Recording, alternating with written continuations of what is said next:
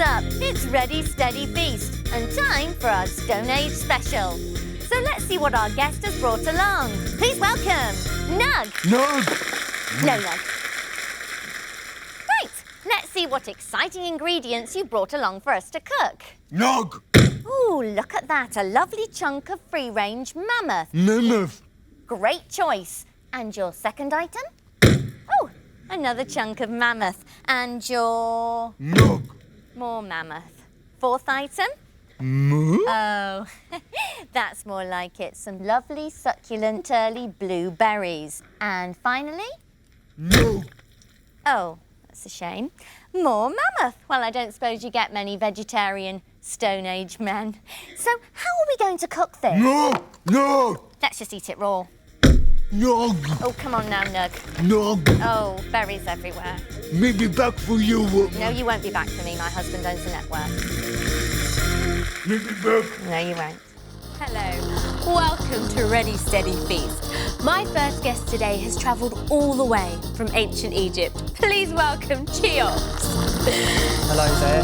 Hi Cheops. Now, you're an Egyptian peasant, so what horrible peasanty food have you brought with you today? I've brought some bread. Bread? That's pretty normal. It's rock hard. You could lose a tooth on that. Yes, I know. It's the Egyptian sun, you see. It dries everything out, makes the fish quite chewy as well. I am not touching that. Fair enough. How about some nice soft dates? Oh, yes, now these are more like it. They're hand-picked Lovely. by baboons. Yes, pet baboons, specially trained to climb up trees and pick the fruits. But not specially trained to ever wash their hands. Well, no. Let's see if I'll have more luck with my next guest. He is an ancient Egyptian pyramid builder. Oh, you know our builders are paid in radishes and garlic, don't you? Shut it, baboon boy. They eat a lot of radishes and garlic, is all I'm saying. Please welcome Menez. Hello there. I did try to warn her. Date? Oh, thank you very much. They're nice. A little bit of baboon dropping on me. Yeah, I like the dates. Grubbed up. It's grubbed up.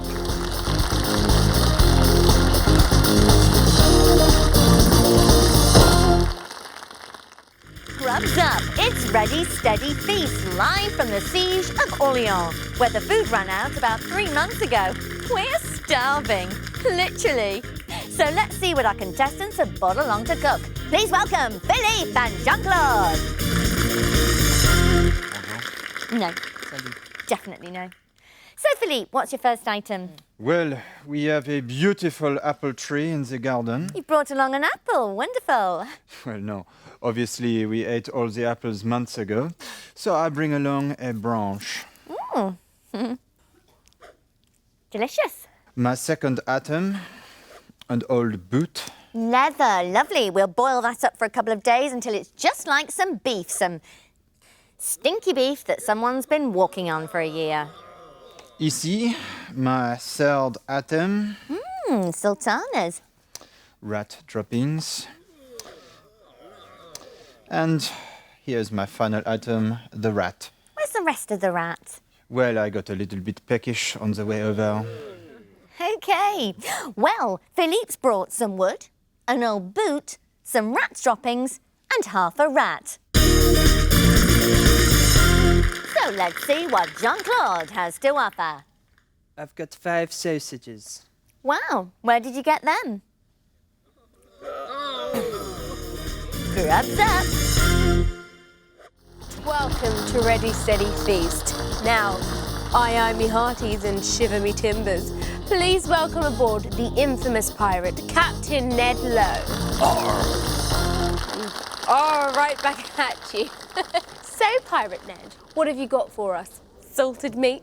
Sea biscuits? No. I only deal with the freshest ingredients. I likes the meat to still be warm. Oh, OK, well, let's see what's in your pirate booty.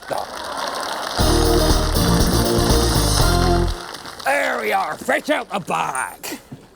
Well, we don't normally allow helpers. Helpers? They're not helpers, they're the ingredients. Stop your fidgeting, you scurvy knees! This one here's a Spanish prisoner. I'm gonna cut out his heart. Then I'm gonna take this Frenchman and burn him alive. Finally, I'm gonna cut the ears off this here swabby, sprinkle them with a little bit of salt, and then makes him eat them. I hope you're not vegetarian. Oh, well, I thought you were going to eat them. I don't eat them. No. Frankly, I'm quite offended. What do you think I am? I just does all that for the fun.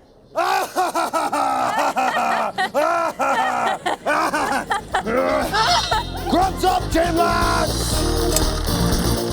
Grub's up. It's ready, steady, feast. And our first guest is Tudor peasant Bertha. Please welcome Bertha the peasant. Bertha, what's your first ingredient? A turnip. Ah, well, that's not going to be very nice on its own, is it? What else have you brought? Another turnip. Ah, and what are you going to make? Today I'm going to make turnip soup, then roast turnip, followed by turnip crumble. Followed by rickets, scurvy and malnutrition. Right, let's meet our second guest, Tudor aristocrat, Earl Richard Scarsbrook.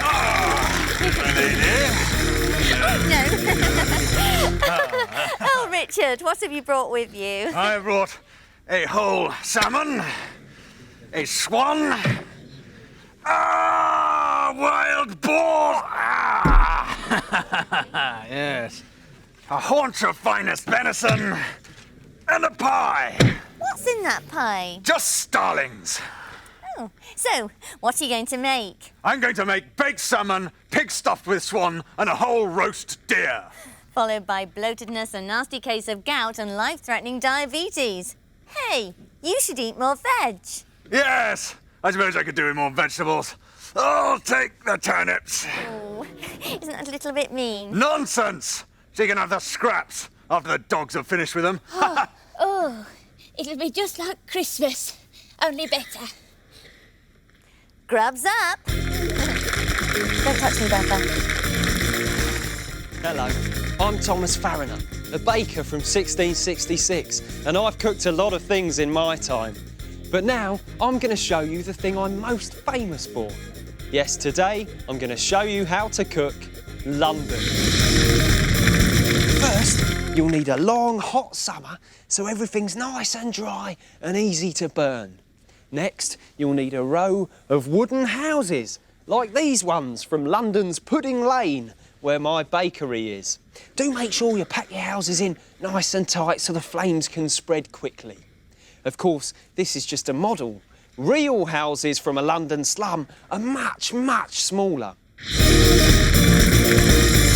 Now you've got all your ingredients to start your fire. I did this by spilling some red-hot embers on the floor of my bakery while I was distracted by a thieving little boy. But to be honest, any method of starting a fire will do. Oh, there she goes.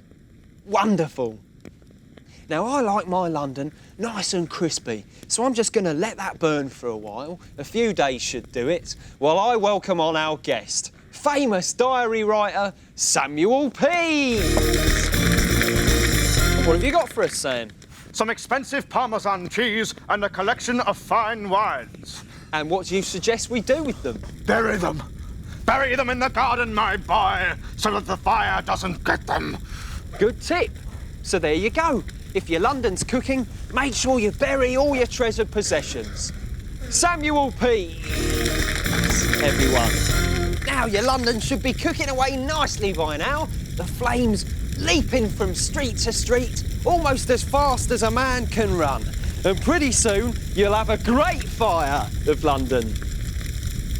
Actually, I would think twice before cooking this particular dish. I mean, when I did, it caused a lot of damage. And, well, I won't be setting fire to any more buildings in my lifetime, put it that way. Oh, my goodness. Here we go again. Run! Oh, almost forgot to bury the cheese.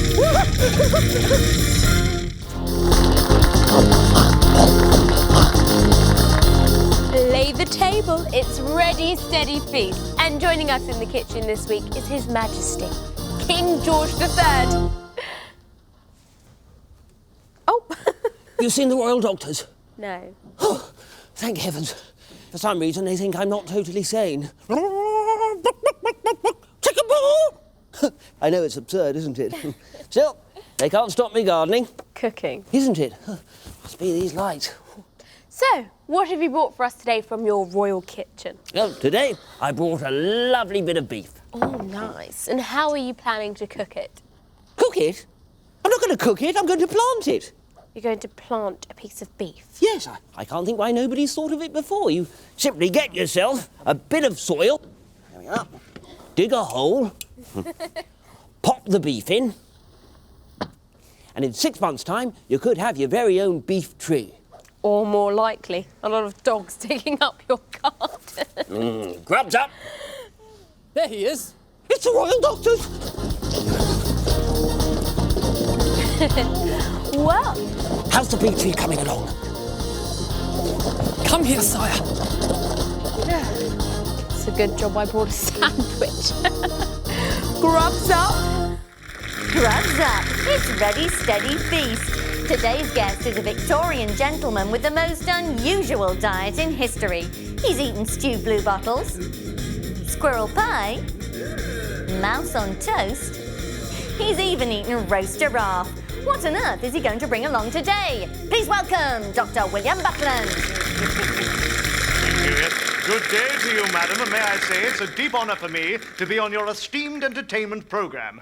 I only hope I live up to your splendiferous introduction. Is that Victorian for hello? Yes. Great. Hello back. What ingredients have you brought for us to cook? Well, I didn't want to shock anyone, so I brought some everyday items that I would eat on an average evening. Here is my first item. A grey sock. No, an elephant's trunk. Delicious roasted. For my second item, I've brought along a sauce. I'm sure your audience already have a bottle of this in their larders. Oh, it smells a bit nutty. Yes, it's bat's urine. My third item, I've got a rare French delicacy. Truffles. More rare. What's rarer than truffles? The heart of King Louis XIV. Yummy. That can't really be. Oh, it is. It's the mummified heart of the former King of France, stolen from his tomb and brought by me. A delicacy. Disgusting.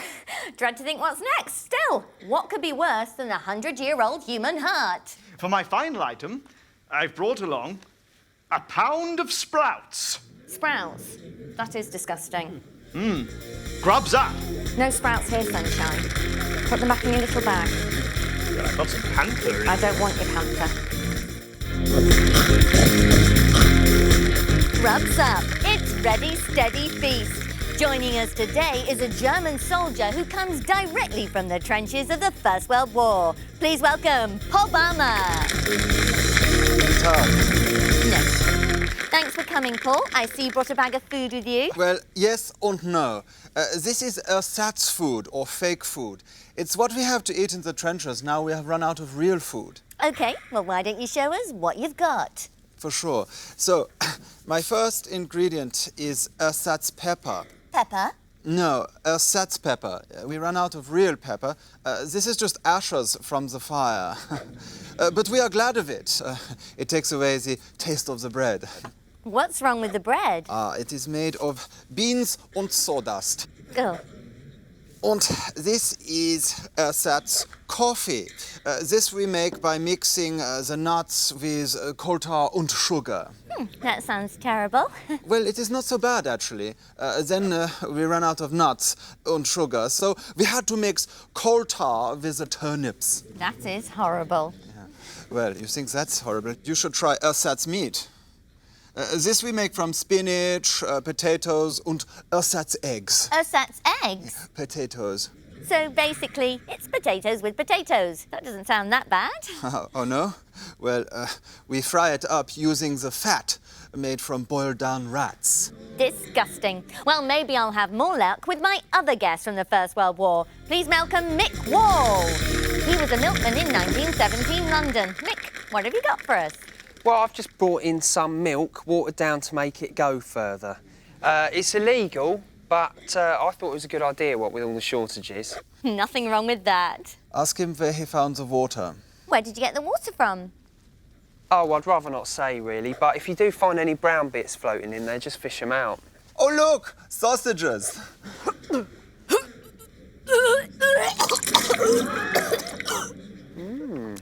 Might make it taste nicer. Yeah, for sure. Grub is up. Oh, shut up.